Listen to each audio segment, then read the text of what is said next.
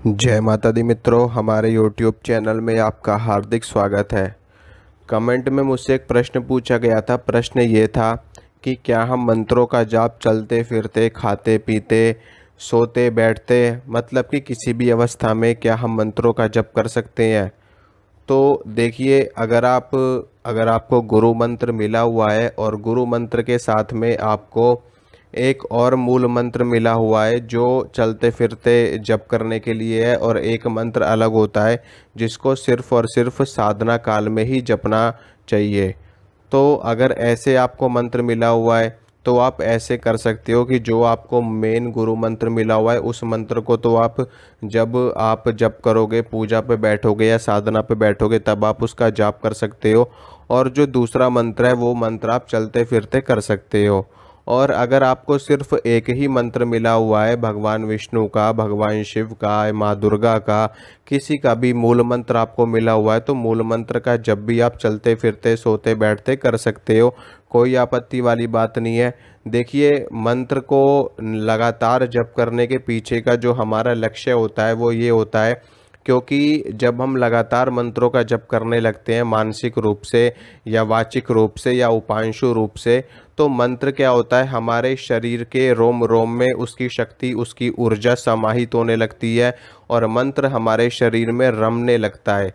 यानी कि हमारा जो पूरा शरीर है, हमारा मन, हमारी आत्मा, हमारी इंद्रियां, हमारा हमारा पूरा शरीर, पूरा मन, सब कुछ मंत्रमय होने लगता है। जब हम लगातार मंत्र का जप करने लगते हैं तो हमारा एक एक अंश, एक एक शरीर का तत्व, सभी कुछ मंत्रमय होने लगता है, क्योंकि मंत्र को ही देवता का स्वरूप बताया गया है। ठीक है, यंत्र को भी देवता का स्वरूप बताया गया है, मंत्र को भी देवता का स्वरूप बताया गया है। मतलब कि जो मंत्र है वो शब्दों के रूप में देवता का स्वरूप है, और जो यंत्र है वो ज्योमेट्रिकल फॉर्म आप एक तरीके से कह सकते हो, जिसमें आप तरह तरह का वृत्त बनाते हो और उसमें आप त्रिकोण बनाते हो। एक तरीके की ज्योमेट्रिकल फॉर्म हो गई वो देवी देवताओं की, और जो मंत्र होता है वो शाब्दिक फॉर्म हो गई उनकी, देवी देवताओं की। तो इसी प्रकार से जब मंत्र का जप आप लोग करने लगते हो तो उस मंत्र के जप से जो ध्वनि तरंगे उत्पन्न होती हैं, वो ध्वनि तरंगे एक फॉर्म, एक अपने आप में एक स्वरूप धारण करने लगती हैं, क्योंकि हर मंत्र में उस देवता, मंत्र के देवता का वास होता है। ठीक है, मंत्र के देवता का वास हर मंत्र में होता है। तो जब हम किसी मंत्र का जप नियमित रूप से करने लगते हैं, लगातार किसी मंत्र का जप करते हैं, तो उस देवी या उस देवता का स्वरूप हमारे सामने प्रकट होने लगता है, उपस्थित होने लगता है। धीरे धीरे करके वो अपना एक साकार रूप धारण कर लेते हैं और वही रूप हमें प्रत्यक्ष होता है हमारी आंखों के सामने। उसे ही हम प्रत्यक्षीकरण कहते हैं कि हमें देवी या देवता के दर्शन हो गए। हमारे जो ऋषि मुनि हुआ करते थे वो एकांत में जाकर के मंत्र साधना किया करते थे। सबसे पहले वो गुरु दीक्षा लिया करते थे। गुरु दीक्षा लेने के बाद उनको गुरु के द्वारा मंत्र प्रदान कर दिया जाता था, और उसके बाद में वो उस मंत्र को सिद्ध करने के लिए एकांतवास किया करते थे। जैसे कि नदी किनारे चले गए, पर्वतों पे चले गए, जंगलों में चले गए, अरण्य में चले गए, किसी भी एकांत स्थान में जा कर के और पूरे यम नियम संयम के साथ में वो मंत्र का जप करते थे, और तब तक मंत्र का जप करते थे जब तक कि उनका मंत्र सिद्ध ना हो जाए।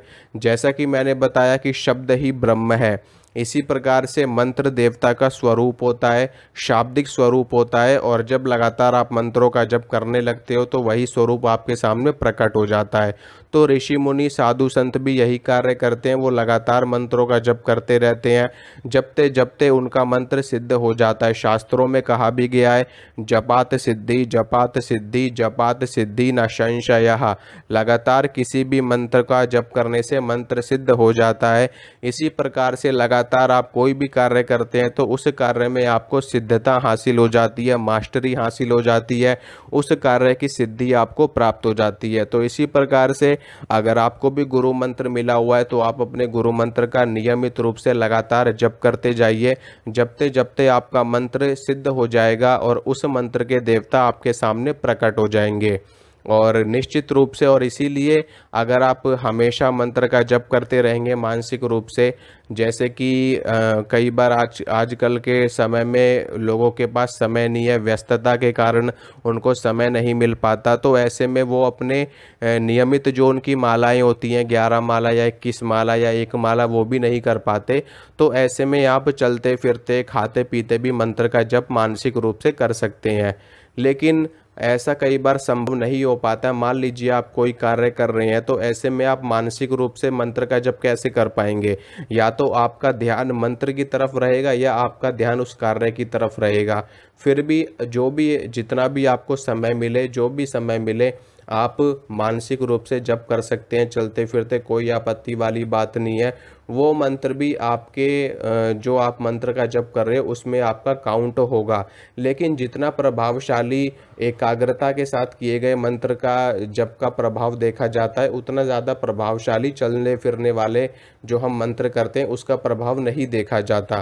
क्योंकि उसमें हमारी जो इंद्रियां होती है, जो हमारी एकाग्रता होती है, वो हमेशा चलायमान रहती है। हमारा जो मन रहता है वो चलायमान रहता है। मान लीजिए आप कोई कार्य कर रहे हैं, मान लीजिए आप गाड़ी चला रहे हैं, आप बाइक चला रहे हैं, ऐसे समय पर अगर आप मानसिक रूप से मंत्र का जप करेंगे तो आपके साथ में कोई दुर्घटना भी घट सकती है, क्योंकि आपकी एकाग्रता उस दिशा में चली जाएगी, मंत्र पे चली जाएगी। तो ऐसे में आप ना करें। हाँ, लेकिन अगर आप कोई कार्य कर रहे हैं और 5-10 मिनट के लिए आपको थोड़ा सा समय मिल गया, तो आप बैठे बैठे मानसिक रूप से मंत्र का जप कर सकते हो। और मान लीजिए आप किसी किसी काम को बहुत ही ज़्यादा एकाग्रता के साथ कर रहे हैं, तो आपकी एकाग्रता पूरी की पूरी उस काम में लगी हुई है, तो ऐसे में मंत्र का जप आप कैसे करेंगे? और अगर आप मंत्र का जप करेंगे तो उस काम को आप सही से नहीं कर पाएंगे। तो एक समय पे एक ही कर्म बताया गया है शास्त्रों में कि एक समय पर एक ही कर्म करना चाहिए। अगर आप एक समय पे कई कर्म करने की कोशिश करेंगे तो आपका कोई भी कर्म सफल नहीं होगा।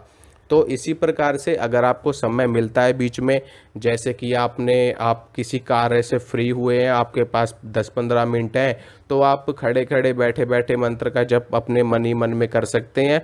अगर नहीं मिल रहा तो कोई बात नहीं, जो भी आपके भजन का टाइम है, आपके मंत्र जाप का टाइम है, आप उस टाइम पर अपने मंत्र का जप करके मंत्र को सिद्ध कर सकते हैं। तो आशा करता हूँ मित्रों, जो जानकारी मैंने आपको दी है अच्छी लगी होगी, पसंद आई होगी। तो वीडियो को लाइक करना, वीडियो को शेयर करना, चैनल को सब्सक्राइब करना। मिलूंगा आपसे अगली वीडियो में। जय माता।